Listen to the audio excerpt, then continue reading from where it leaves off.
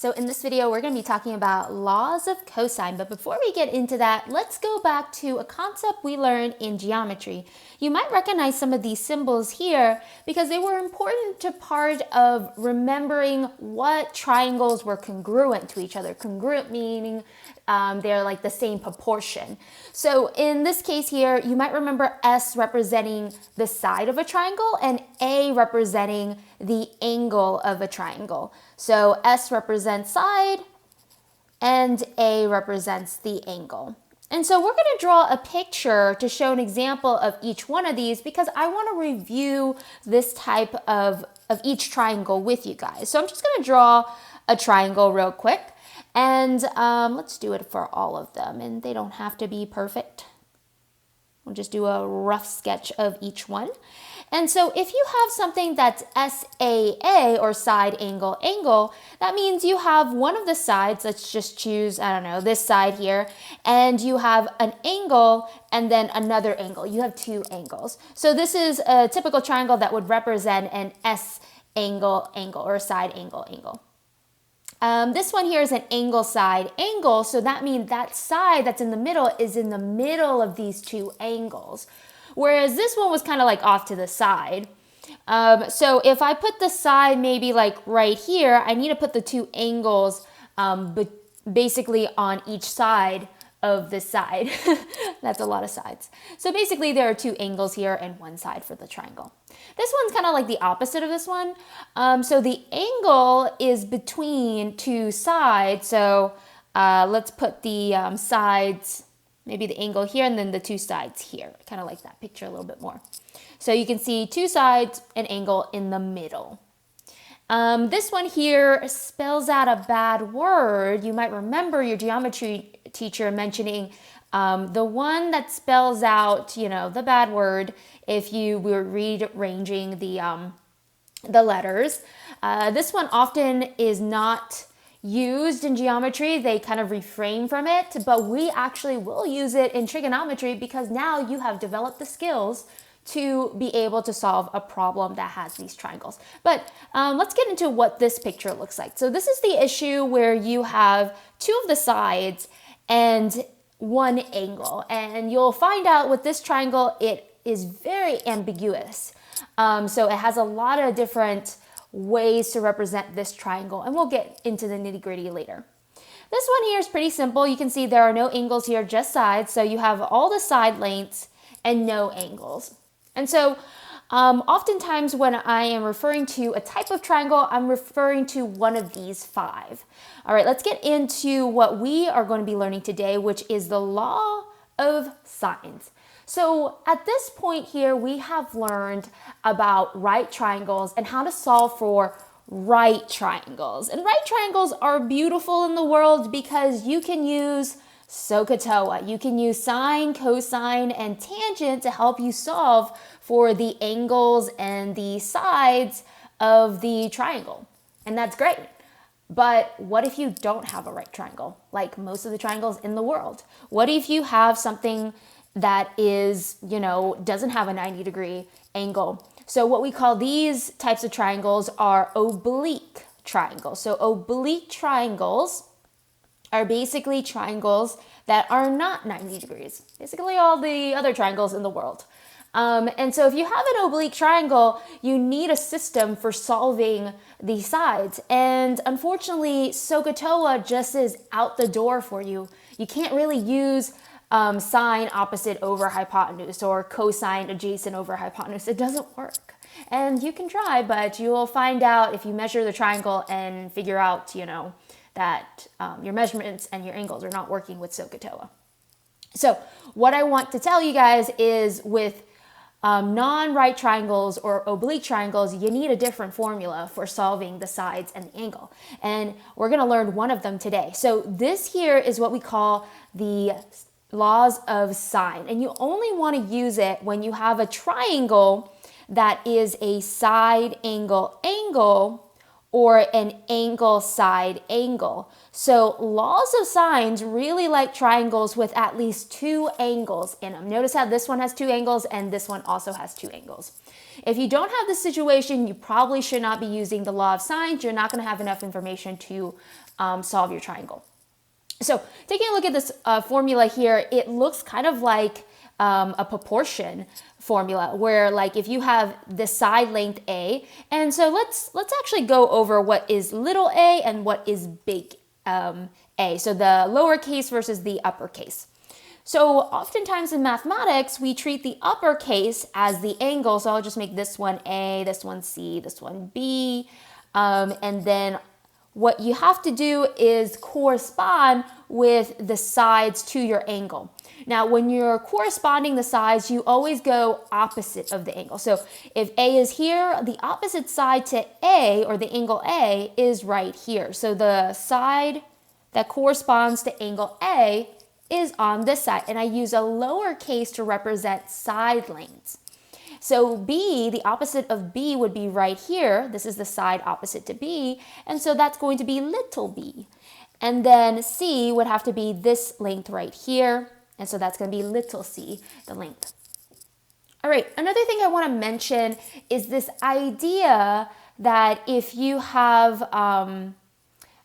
depending on your side length, it is always proportional to your angle, or your angle is always proportional to the side length.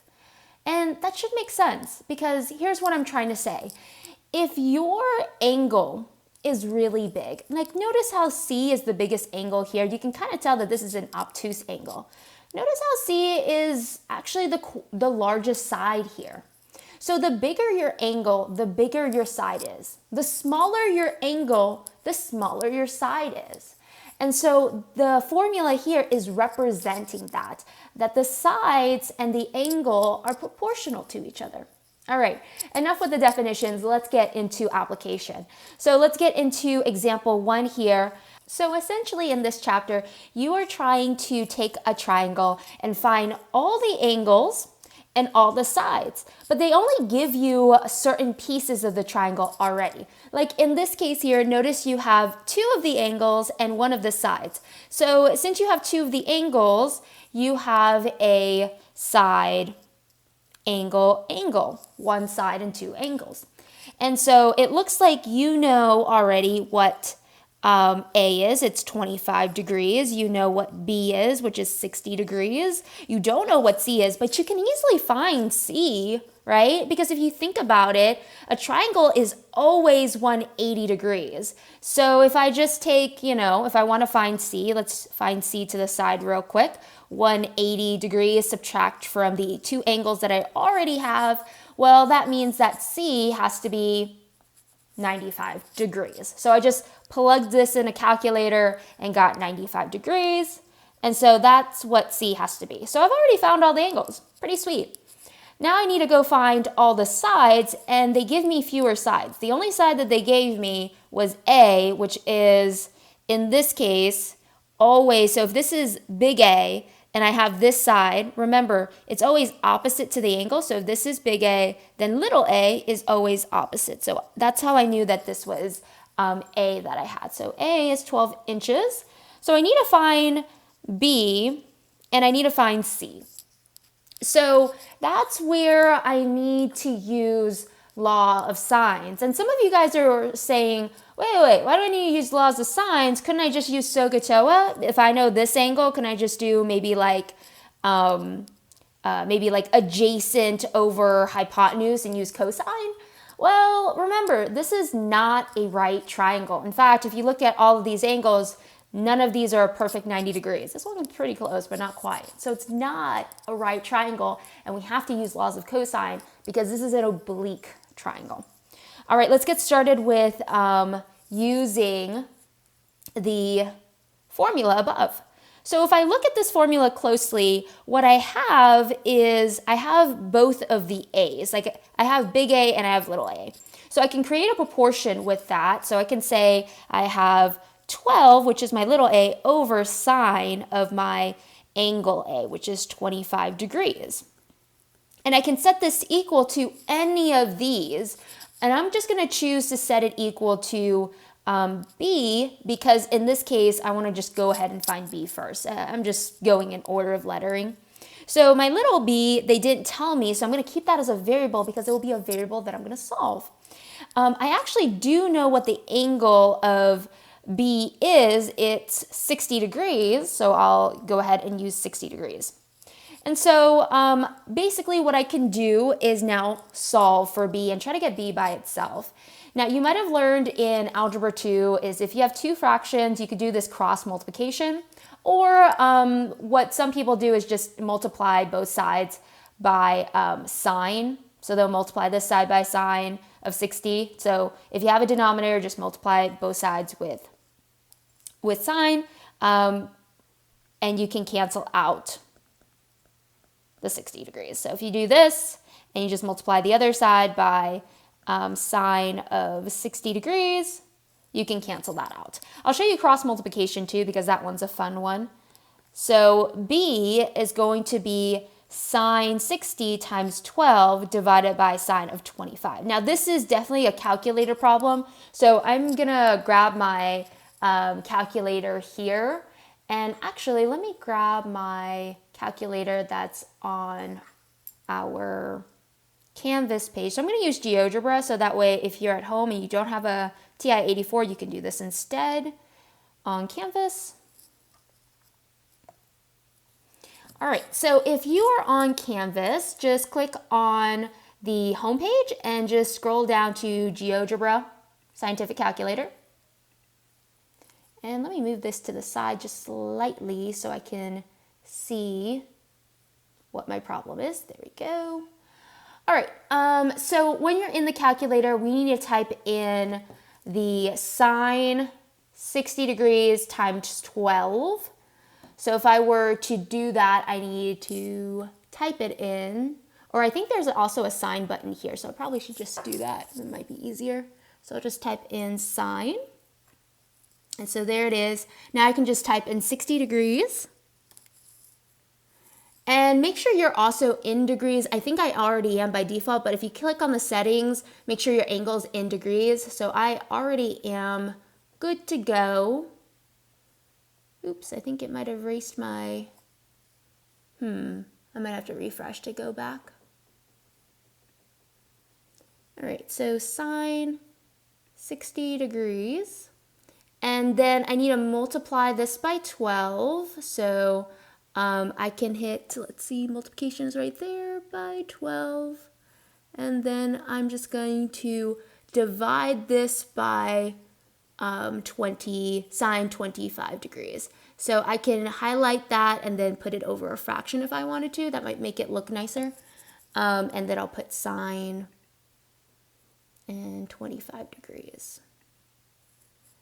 All right, so I have it in here now. I'm gonna hold that. So that was me using GeoGebra Scientific Calculator. Like I said, you can find the link on Canvas if you don't have a TI-84. Now a TI-84 is definitely handy, so if you have one at home, feel free to use yours. So I'm just gonna use, let's see, how many decimal places should I use? Let's take a look at their angles. So their angles don't have a decimal, so I'll just keep at least one decimal. Oh wait, this is not an angle, this is a side. So their side lengths actually doesn't use a decimal either, so I'm just gonna keep one decimal place for here and write this as 24.6. Oh, I don't know why I wrote this so off to the side. Let me fix that real quick.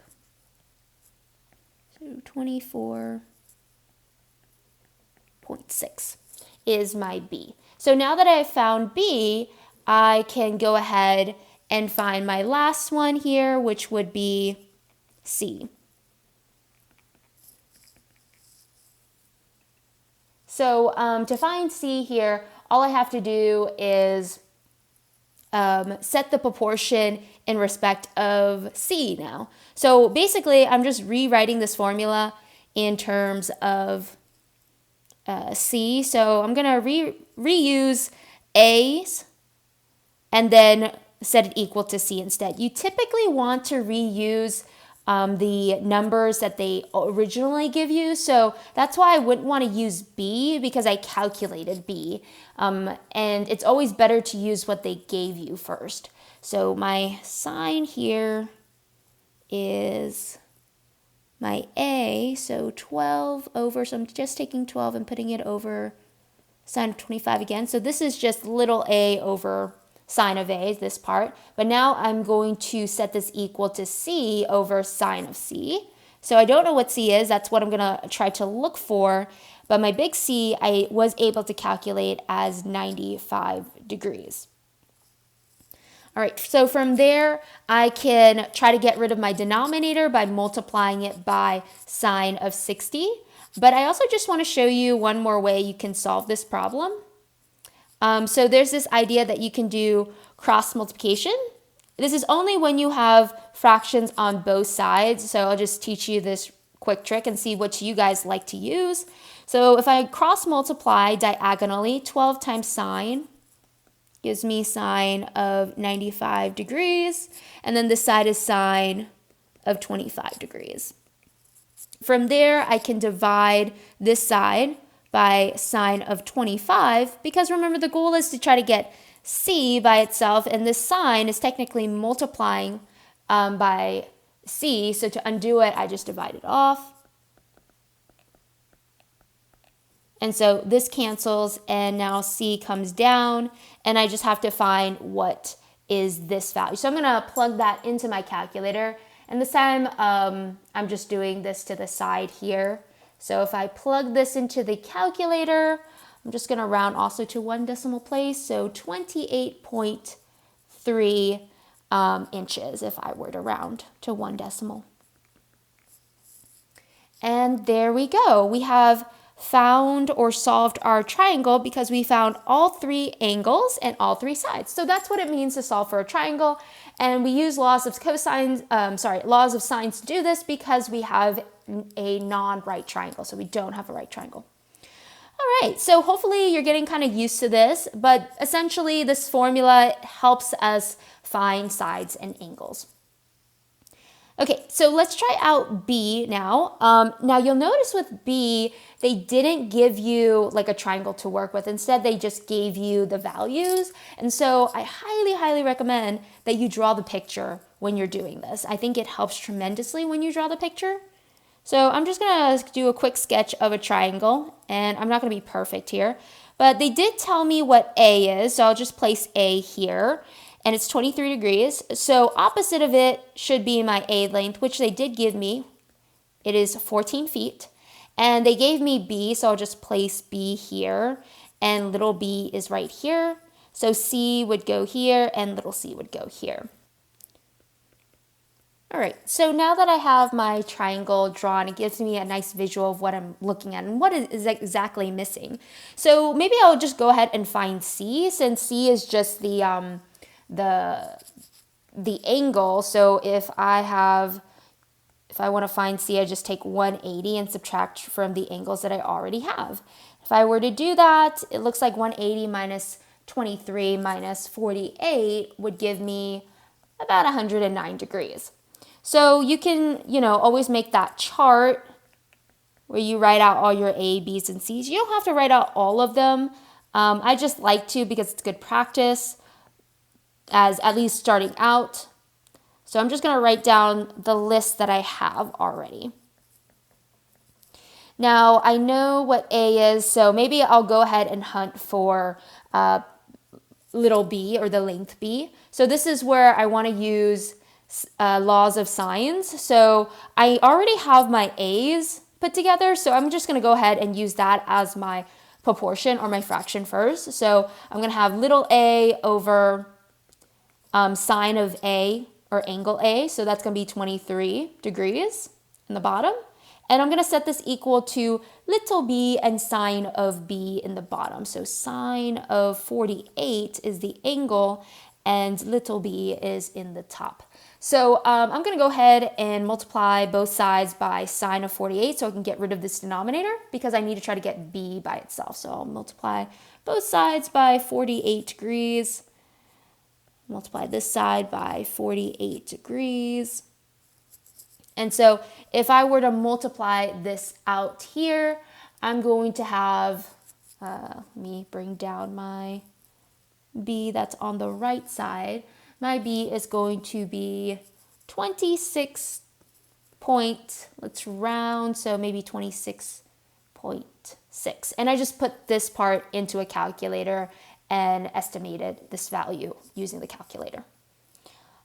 So my B value is 26.6, and the units here are feet. So I probably should write feet here. Actually, let me box this in so it doesn't get meshed into here. Okay, so the next thing I need to find is C. So let's go ahead and find C. We have 14 over sine of 23. So I'm reusing A, and now I'm just plopping in C. So C's angle was 109, and I don't know the length. I don't know what little c is. So again, I need to do the same process, and you're going to notice a lot of patterns. It's pretty repetitive when coming to use laws of sine. So I'm going to cancel this part out, the denominator, so I have to multiply the other side by sine of 109. And so c comes down, sine of 109 times 14 divided by sine of 23. If I plug that into the calculator, I get about 33.9 as the length if I were to round to one decimal place. So 33.9 feet. Try to squeeze that in.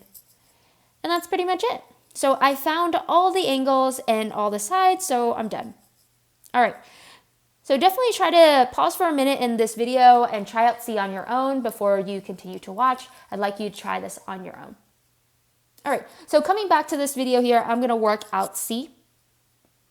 So for C here, if I were to just draw a triangle real quick. By the way, I just want to mention with the last triangle that you had here, you had an angle, angle, side. So just like before, you have side, angle, angle, or two angles and then one side. That's kind of off to the side here.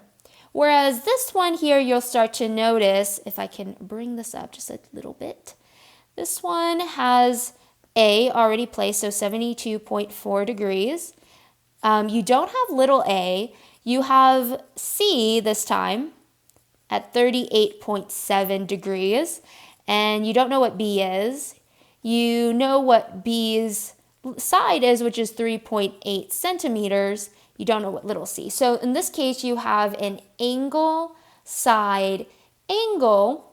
So it's a little bit different, but you still have two angles. And this is why it's appropriate to use laws of sine here, because you can easily take your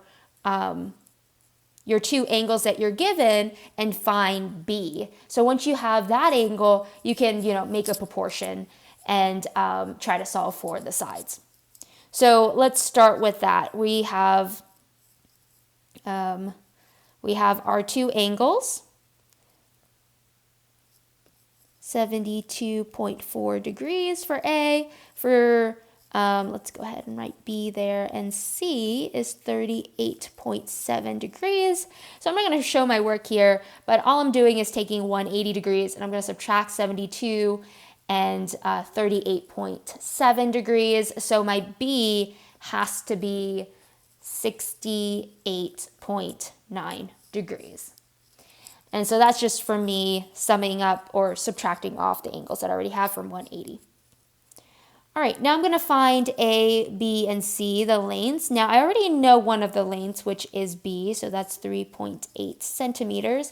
I need to find A. So to do that, I'm going to create a proportion with the B's here. So let me zoom out just a little bit. Actually, I can probably write down here.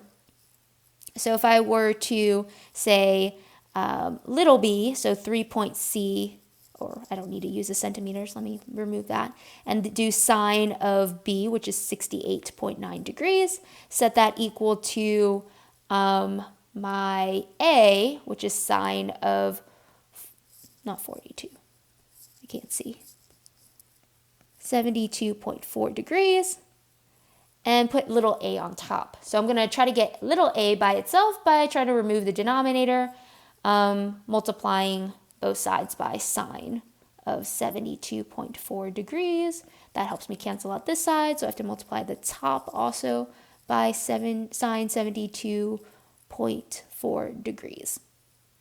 So my A comes down since this denominator cancel out. And I'm going to type this into the calculator. So sine 72.4 degrees times 3.8 divided by the denominator gives me 3. Let's write one decimal place here since there's one decimal place. So this is going to be 3.88. So that would round to 9 probably. And so this would be 3.9 centimeters for A. And now that we have A, we have B, let's go ahead and find C. So I'm going to do the same thing. I'm going to use B because I already have B, and I'm going to set the proportion equal to C.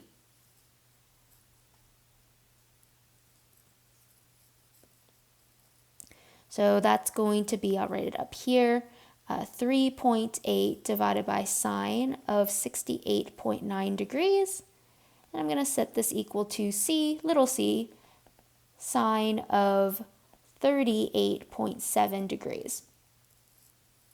And so from here, I'm going to multiply both sides by the denominator so I can get rid of the denominator. And then multiply this side by 38.7. And so from here, C comes down. I need to multiply these two together and divide by my sine here. So that would give me, into my calculator, 2.547. So I'll just round that to 2.5. So we have about 2.5 centimeters. And there we go. We have solved our triangle. We have all the angles and all the sides. I also want to take a moment to recognize the lengths and the angles. Do you notice that when you look at the largest angle, which is this one here, so this one was the largest angle, it has the largest side lengths. Even though this is a few, just a 0.1 off from this one, notice how this angle is fairly close to this angle, but it's just off by a little bit, so notice that their side lengths differ, and this one's bigger. The smallest angle here is this one, and so the side is also the smallest. You should always be using this technique to help check your answer at the end. Like this one here, the smallest angle was 23, so this should have been the smallest length, which it is. The biggest angle here was 109, and the biggest length here was also 33.9. So notice these things because they just help you stay aware of what the bigger picture is. Is this triangle correct? Am I going in the right direction? All right, let's get into part D, which is a story problem. So in this story problem, it asks to find the height of this tree, but let's just read the background story. It says, because of the prevailing winds, a tree grew so that it's leaning 4 degrees from the vertical. So, oh, I see. It was 90 degrees, but now it's leaning 4 degrees over, causing it not to be a right triangle. So at this point here, 40 meters from the tree, so from this point to this point, it's about 40 meters. The angle of elevation to the top of the tree is 30. So we need to find the height of this tree. So let's think about this for a moment. If I want to know this side here, and I know this angle, then perhaps I can create a proportion. So what I want to know, let's write out some ideas, is to find this side. Now, it would be great if I knew a proportion that I already had. So what I mean is I really wish I already had a side length, which I do. I have one side length, but this side is opposite to this angle here, and I don't know what this angle is, or do I? If this is like a triangle always adds up to be 180 degrees, right? So I can easily find this angle because I already know two of these angles. So if I take, 94 degrees and subtract another 30 degrees, then I can easily find this angle. In fact, I'll probably write it down here. Let's see, what is 180 subtracted by 94 and 30? That is going to give me 56 degrees. So I know that this angle right here is 56 degrees. Perfect. So if I know this angle and this side, I can create a proportion. So I know 40 meters is proportional to this angle, which is 56 degrees. And now I can set that to another angle side and angle, so another angle inside. So I'm going to use this one here, H. And H is opposite to the 30 degrees, so I'll use that. And I can go ahead and find the height of this tree. So I just need to cancel out my denominators to try to get H by itself. So I'm going to multiply this side by the same thing. So I need to multiply sine of 30 degrees with 40 and then divide it by sine of 56 degrees. So I'm plugging this into my calculator and I'm going to round to at least one decimal place. So this would be 24.1 meters. And if you add more decimal places there, that is perfectly fine. You can have as many decimal places as you want, at least for the homework, just because I want you to practice the skills, not necessarily the perfect numerical answer. All right, so it looks like the height of this tree is about 24.1 meters. And that's it for this part of the video.